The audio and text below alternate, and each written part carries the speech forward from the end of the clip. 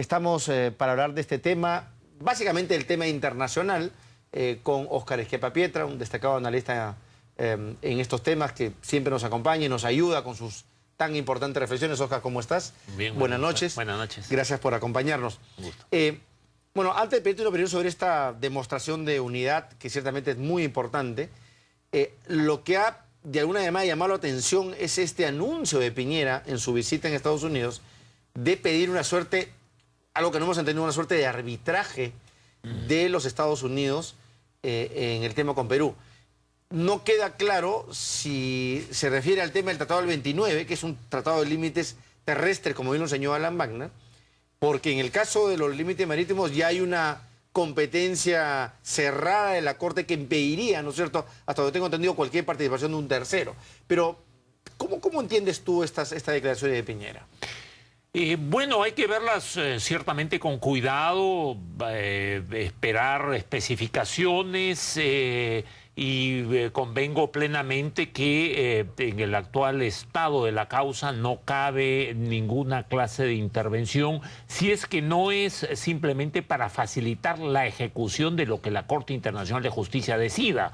Y aún en ese supuesto, cualquier intermediación de una tercera parte es un tanto excesiva porque hay que confiar en la buena voluntad y en el estricto cumplimiento por parte de ambos estados, cualquiera sea la decisión final. Pero no deja de llamar la atención, Óscar, ¿no? Porque estamos además en la fase final del pronunciamiento del tribunal. Más de uno ha dicho, ¿y no será que Chile está evidenciando algún tipo de temor por la falta de fortaleza, no sé, o consistencia de sus postulados? Lo dudo, porque más bien ha mantenido una actitud, además, en el ámbito internacional absolutamente educada, ponderada, alineada con lo que es la competencia de la Corte, ¿no? Así es, en efecto. Creo que además Estados Unidos va a sopesar de modo significativo las implicancias que podría tener su involucramiento extraproceso o de algún modo contradiciendo lo que es el proceso judicial internacional. Además, hasta donde tengo entendido, no hay un antecedente en el que Estados Unidos, a través del Departamento de Estado, haya intervenido en el medio de un proceso ante la Haya, ¿no? Jamás. Sería una cosa rarísima. Jamás implicaría eventualmente hasta una violación del derecho internacional por parte de Estados Unidos, de tal suerte que la hipótesis de una intervención estadounidense, francamente, yo la descartaría. Estaría fuera de lugar. Sí. Y por ende, y hablando ya del Tratado del 29, siendo un tratado cerrado y ejecutado, tampoco cabe ningún tipo de participación. Así es, en efecto. O sea, ahí no hay nada que discutir, en otros términos. No hay nada que discutir. Hay eventualmente, fuera ya del Tratado del 29, una legítima preocupación que creo de ambas partes, porque haya un cumplimiento ordenado de lo que decida en su momento la Corte Internacional de Justicia. La reunión de hoy día con los líderes político-electorales, por así decirlo, es un mensaje que va en esa dirección. Se requiere cohesión interna para evitar que haya la capitalización oportunista si es que eventualmente el fallo no nos es del todo favorable. Ahora, otro elemento que hay que tener en cuenta en el caso de Chile, Óscar, no sé cómo lo ves tú, es la campaña electoral de allá. O sea, digamos, cuanto más nos alejemos de esa campaña, obviamente las posibilidades de Perú, o por lo menos los efectos van a ser menores. De hecho, ya la señora Bachelet está en campaña abiertamente. Diríamos que hacia agosto, septiembre vamos a estar en la etapa, digamos, más cruda de esa campaña. Pero yo leí el otro día a un analista chileno que en cualquier caso igual nos va a afectar, para bien o para mal, el hecho de que esta campaña se esté llevando a cabo en estas circunstancias. Bueno, ciertamente no es, digamos, una coyuntura desde ese aspecto plenamente favorable, pero a la vez hay una continuidad sustancial en la política exterior de los estados que trasciende estos episodios electorales, de estos momentáneos cambios de humor entre algunos dirigentes políticos. La señora Bachelet, además, no solamente ha gobernado ya Chile y ha demostrado mucha madurez en el ejercicio del gobierno, sino que que más recientemente ha ocupado un cargo importantísimo dirigiendo una de las agencias del sistema de Naciones Unidas, de tal suerte que conoce perfectamente cómo funciona el sistema internacional y no creo que por lo menos por el lado de ella... Aunque dicen que los presidentes cuando toman el poder se transforman, ¿no es cierto? Porque el poder obnubila a la gente. Bueno, eso es cierto, en efecto, es una suerte de... Hemos tenido casos concretos acá, por eso lo digo, no necesariamente por los chilenos.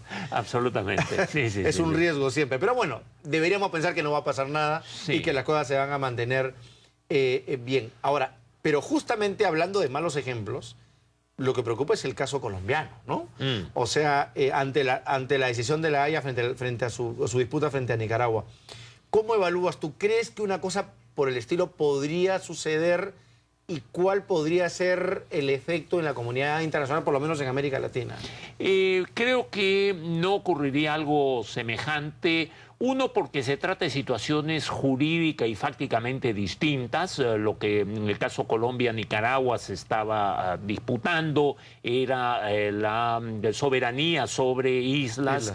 Es un poco distinto el caso. En segundo lugar, fuera de ese exabrupto momentáneo del presidente colombiano Santos, luego las aguas han regresado a su normalidad y hoy el tema simplemente ni siquiera es materia de discusión, ¿no? O sea, Colombia va a acatar el fallo y se acabó. Sin ninguna duda. Las consecuencias que tendría una actitud de desacatamiento serían gravísimas y extremadamente perjudiciales para Colombia mismo, ¿no? No, que además ahorita está en medio de una negociación con las FARC en Cuba, con la presencia de la comunidad internacional observando.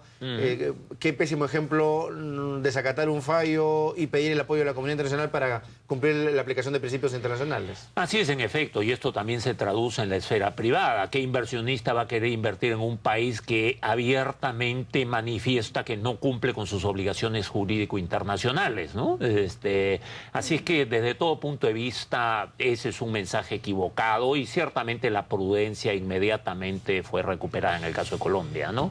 UNASUR, una de las cosas que más está llamando la atención de la actitud del gobierno del Perú, ahora que además ejerce la presidencia pro tempore, es esta falta de, se ha criticado, firmeza en apoyar las protestas del pueblo venezolano opositor al gobierno del señor Maduro.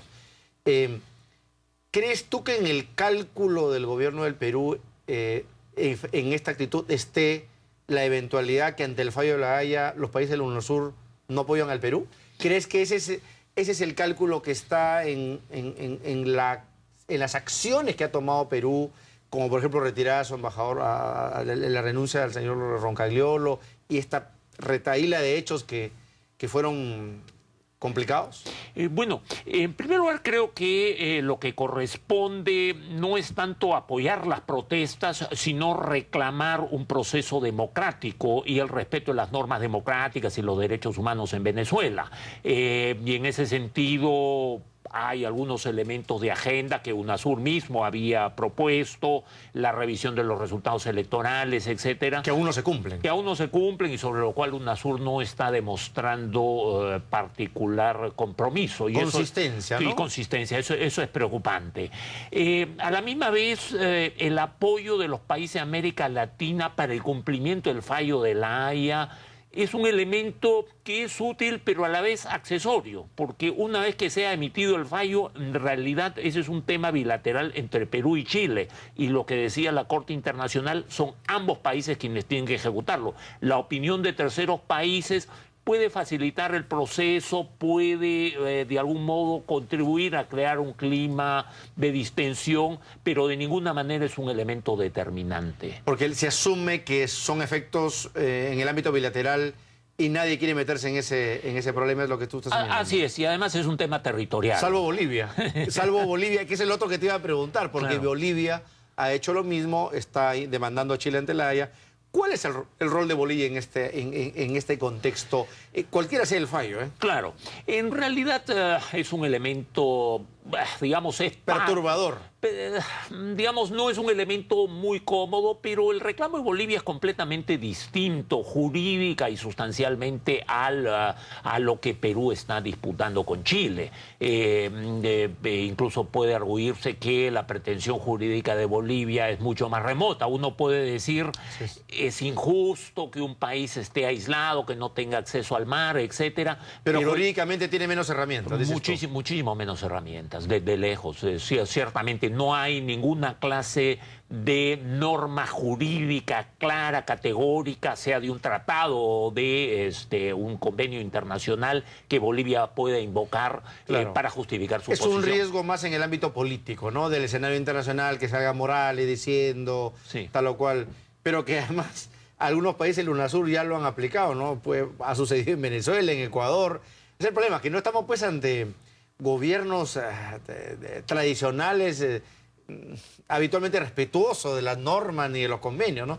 Son presidentes con personalidades bastante especiales, ¿no? Por llamarlo de una manera. Creo que esa es una buena denominación. Este es el tema. No es un tema legal, es un tema más de personalidad política. Así es. Y esto trae a colación el tema del liderazgo en América Latina. Y esto es una cuestión que ciertamente es preocupante, porque no basta con tener instituciones democráticas. Al final, las instituciones las conducen personas y hacen que se desenvuelvan de un modo u de otro. Y hoy tenemos un panorama preocupante en materia de liderazgo en América Latina, entre otras cosas porque no tenemos mecanismos para la formación de líderes. Surgen estos caudillos espontáneos que tienen un periodo de gracia en el cual... Partidos en crisis, instituciones en crisis. Así es, en efecto, ¿no? Y no es una situación favorable. Y la proyección democrática a América Latina, particularmente Sudamérica en este momento, es penosa, hay que decirlo. Falta de convicción, los mecanismos que incluso ya existen, como la Comisión Interamericana de Derechos Humanos, siguen debilitándose. La Comisión Interamericana de Derechos Humanos entra en una situación de práctica inoperancia en este momento por complicidad de todos los países parte del sistema que, lejos de contribuir a mejorar los estándares, están todos siendo básicamente cómplices. Estás hablando digamos, de Venezuela, Ecuador, Bolivia, la gente de UNASUR que ha cuestionado justamente las reacciones que habitualmente tiene la Corte y la Comisión en situaciones dentro de sus países. Así es, pero de algún modo esa es una situación que también en privado causa cierto agrado a algunos otros gobiernos que tienen menos problemas de litigios ante el Sistema Interamericano de Derechos Humanos. Debería ser una oportunidad para la OEA, ¿no es cierto?, y para las instituciones, pero la verdad que tampoco hay mucha reacción, hay mucha, no sé, el señor Insulza parece que también tiene otro tipo de cálculos personales y políticos, y eso impide pues que las cosas se hagan como deben ser. Así es, es lamentable, ¿no? Vivimos una situación de la cual debemos sentirnos avergonzados los latinoamericanos respecto porque ciertamente el progreso de nuestra democracia es pobre, tanto en la esfera interna cuanto en lo que concierne a nuestra proyección internacional. Ojalá que pase esta mala etapa, de verdad que sí, yo coincido con tu apreciación, Oscar. Gracias por estar con nosotros, siempre muy claras tus apreciaciones, creo que son claves para entender más o menos el contexto internacional que se nos viene ante este fallo de La Haya y en el que Perú, esperamos, simplemente continúe como hasta hoy, respetando el Estado de Derecho, respetando los tratados internacionales y haciendo valerlos ante toda instancia. Gracias nuevamente, Oscar. Nos vamos en vivo al Congreso de la República.